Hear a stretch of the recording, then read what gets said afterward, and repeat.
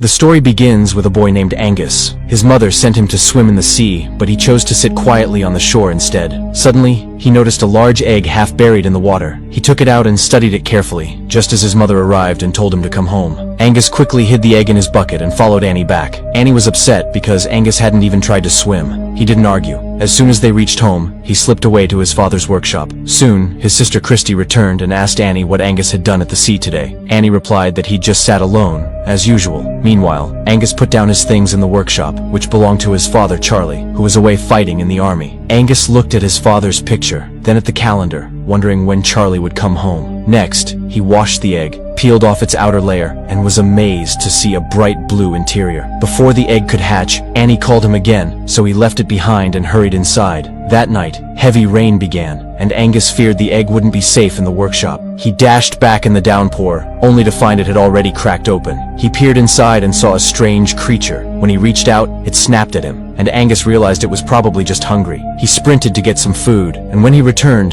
the creature was calmer as he fed it. Angus was gently feeding his new friend when Annie called once more. Reluctantly, he went to bed. The next morning, Angus woke to find a squad of soldiers at his door. He, Annie, and Christy greeted Captain Hamilton, who explained that enemy forces might try to invade by sea. His soldiers would stay at their house and prepare to defend the coast. The soldiers brought in supplies and set up their stations. Annie told Christy and Angus to stay in their room. Later, Angus went to the library to find a book about the mysterious creature. With the book in hand, he hurried back to the workshop, only to find it in chaos and the creature chewing Charlie's boots. Realizing it was still hungry, Angus went to the kitchen for more food, but Sergeant Strunk, the army cook, stopped him at the door. Angus pleaded that the creature needed to eat, but Strunk refused. Then Angus offered to take out the kitchen garbage, and Strunk agreed.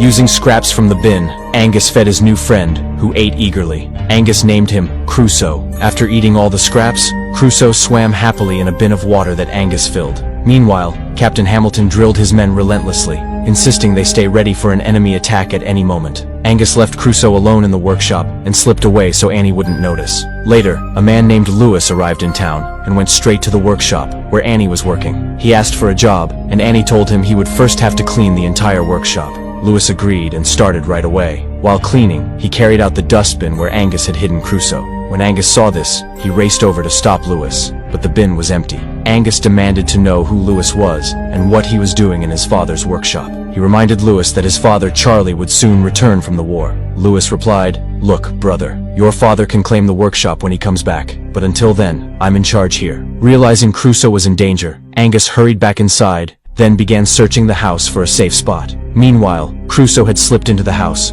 Sergeant Strunk's dog, Churchill, spotted him and chased after him, but the dog was chained and couldn't catch him. Crusoe darted into the bathroom just as Christy walked in. She screamed and ran upstairs. Angus calmed her down and explained that Crusoe was his pet, hatched from the strange egg he'd found by the sea. Christy was shaken but promised not to tell Annie, since Crusoe wouldn't harm anyone. Back in the workshop, Annie handed Lewis some of Charlie's clothes to launder. Lewis hesitated and asked if Charlie might never return. With a heavy heart, Annie admitted that Charlie had died when his ship sank at sea. Then Annie asked Lewis to fix a leak in the bathroom. When Lewis knocked on that very bathroom door, Angus and Christy tried to keep him out. After a long silence, Lewis threatened to tell Annie what they were hiding. Finally, Christy was forced to open the door. Lewis stepped in and said he'd come to fix the leak. Then suddenly his eyes fell on Crusoe. He froze and nervously asked, "What is that?" Angus told him Crusoe's whole story. Lewis looked surprised and reached out to touch him, but Crusoe snapped at his hand. Lewis exclaimed that Crusoe looked exactly like a seahorse, one of the rarest animals in the world.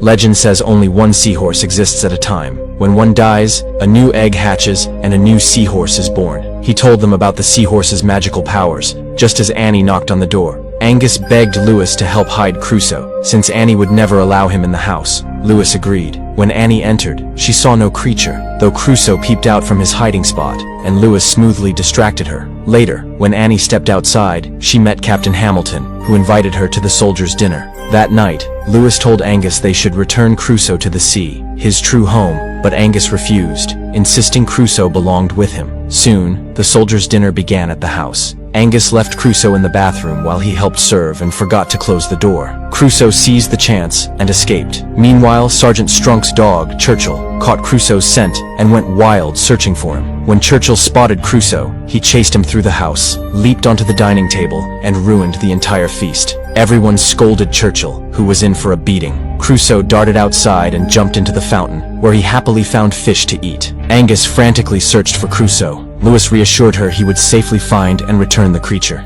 Angus headed home, and after much searching, Lewis discovered Crusoe, now much larger than before. Lewis called Angus, and when Angus saw Crusoe's growth, he realized it was time to let him go. Together, they loaded Crusoe into the back of a truck and drove to the seashore. With heavy hearts, they released him into the water. Angus was heartbroken, but knew he had no choice. The next day, two fishermen, Jimmy and his friend Huey, were out at sea when Huey felt a heavy tug on their rope. As he pulled, their boat began to sink. Suddenly, a giant Crusoe emerged in front of them. Both men were stunned. Huey wanted to capture the creature, dreaming of the fortune it could bring, but Jimmy refused. Crusoe started dragging the sinking boat away from shore. Jimmy cut the rope to save their lives, and as he watched Crusoe swim off, he marveled. He had never seen such a bizarre, magnificent animal before. Meanwhile, Captain Hamilton told Angus that his mother wanted him to begin army training right away. Angus joined the soldiers and helped with their tasks, but after a few days he grew bored. One morning, he slipped away from Captain Hamilton and ran down to the sea. He shouted for Crusoe, but there was no sign of him.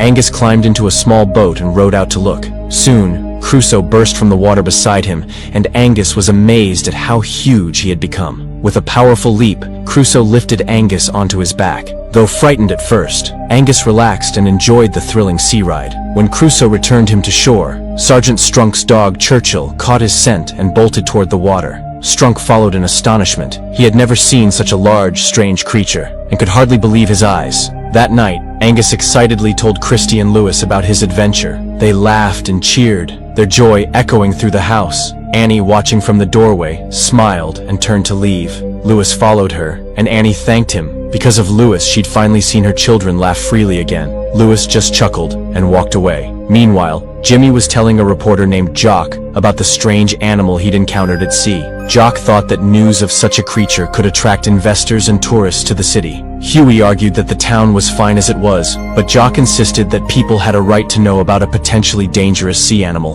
The next day, Hamilton led Annie and her children to a nearby hill to show them his army's preparations and demonstrate the weapons used against enemies. He ordered his men to perform mock attacks on targets hiding in the water. Angus realized this could endanger Crusoe and begged Annie to stop the exercise. Annie couldn't understand his urgency and told him to stand still. Even Christie's plea, that Angus was telling the truth, fell on deaf ears. The soldiers began firing blanks into the shallows, and Crusoe, terrified, struggled desperately to escape. Jimmy and Jock had come to the shoreline hoping to photograph Crusoe, but the animal remained hidden. Frustrated, they built a crude effigy, took its picture, and published it in the next day's newspaper. A few days later, when Sergeant Strunk saw the image, he recognized the terrifying creature he'd glimpsed by the sea. Strunk and several soldiers vowed to track down Crusoe and kill him. That night, Christie crept into Angus's room. The two ran away from home, guiding Lewis to the seashore to check on Crusoe. Angus called out, and after a tense moment, Crusoe surfaced, but he was wild and unrecognizable.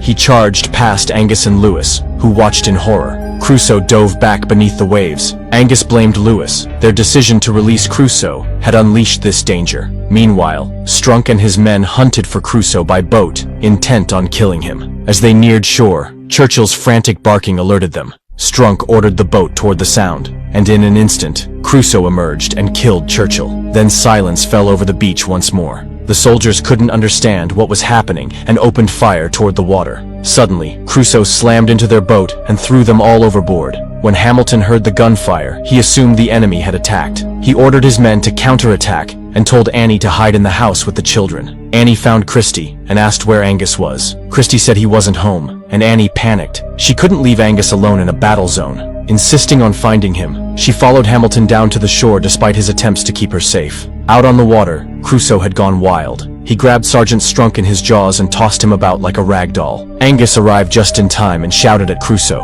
but the creature ignored him. Angus waded into the shallows to reach Crusoe, but slipped and began to drown. Seeing this, Crusoe dropped Strunk and rushed back to save Angus, dragging him to shore. Lewis joined them, and they worked desperately to revive Angus. After a tense moment with no sign of life, Angus finally gasped and opened his eyes. Overjoyed, he saw Crusoe standing nearby. Meanwhile, Hamilton learned there were no enemy boats in the area, but he still ordered his men to keep firing at the water. When he waded ashore, Crusoe slipped back beneath the waves. Annie rushed to Angus's side, relieved he was alive. Angus tried to explain about Crusoe, but Annie, thinking it was a child's fantasy, told him to stop imagining things. At that moment, Crusoe emerged from the sea, and Annie realized Angus had been telling the truth. Hamilton, too, stood in stunned silence at the sight of the massive sea creature. Again, the soldiers opened fire at the water. Angus climbed onto Crusoe's broad back to steer him towards safety. Annie, terrified, begged Hamilton to stop the attack, but their radios had gone dead. Hamilton, Lewis, and Annie piled into a small boat and chased after them. Crusoe swam swiftly, but he ran headlong into a net the soldiers had laid to trap enemy vessels. Struggling against the mesh, Crusoe became entangled and fought to break free.